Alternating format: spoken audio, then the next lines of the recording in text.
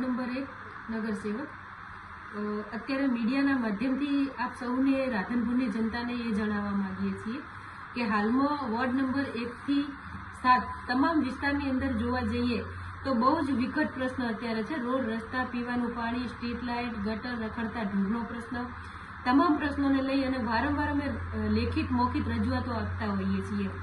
અને અત્યારે જોવા જઈએ તો એક સિસ્ટમ ચાલુ કરી છે નગરપાલિકાના પ્રમુખશ્રી અને સત્તાધીશોએ કે રિફ્રેશિંગનું જે અત્યારે મોટર કામ ચાલી રહ્યું છે અને રિફ્રેશિંગનું જે છે ખાતમુહૂર્તનું કામ કરી રહ્યા છે।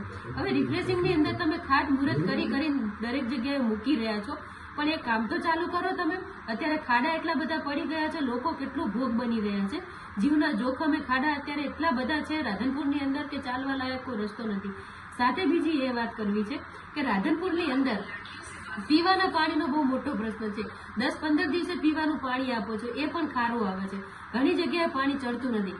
વેરા તમે રોજે રોજ રેગ્યુલર તમે વેરાની ઉઘરાણું કરો છો, વેરા ના આપે તો તમે એમના નળ કનેક્શન કાપી નાખવાની ધાક ધમકીઓ આપો છો। આ જે કરી રહ્યા છો બિલકુલ ખોટું છે। હાલની નગરપાલિકા રાધનપુરની અંદર જ્યારે જઈએ ત્યારે નગરપાલિકાના સત્તાધીશો કોઈ હાજર હોતા નથી, પાલિકાના પ્રમુખ ક્યારે જોવા મળતા નથી, શહેરમાં કોઈ એમને ઓળખતું નથી। આજે પાલિકા પ્રમુખ ભાવનાબેન વિક્રમભાઈ જોશી છે એ માત્ર નામનું જ એક બોર્ડ મારેલું છે, બાકી ક્યારેય હાજર જોવા મળતા નથી। રાધનપુરની અંદર નગરપાલિકા જ્યારે જઈએ ત્યારે તાળા મારેલા હોય છે। હું ત્યાં અનેકો વાર ગઈ છું, મારી મહિલા શહેર પ્રમુખ અને મારા મહિલા ઉપપ્રમુખ મારી સાથે ઘણી વાર હોય છે, જઈએ છીએ રજૂઆતો લઈને, પણ કોઈ પ્રશ્નોને ધ્યાને લેવામાં આવતા નથી।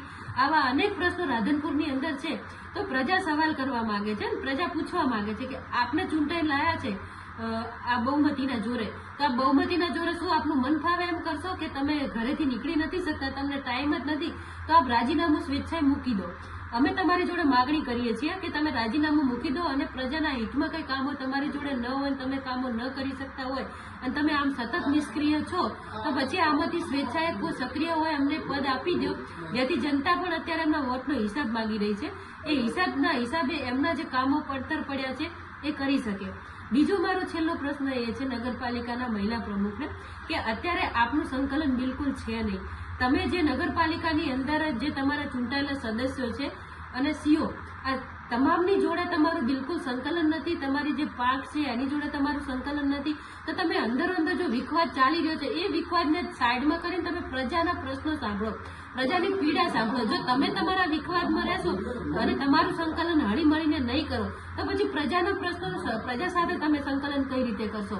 એટલા માટે તમને નમ્ર અપીલ અને વિનંતી કરીએ છીએ મીડિયાના માધ્યમથી કે આપ આની અંદરથી બહાર આવી અને સિટીમાં કાંટો મારો, પ્રજાની વચ્ચે આવો, પ્રજાના દુઃખ જુઓ અને પ્રજાના પ્રશ્નોને સોલ્યુશન લાવવાનો પ્રયત્ન કરો, એવી તમારી જોડે આશા અને અપેક્ષા રાખીએ છીએ।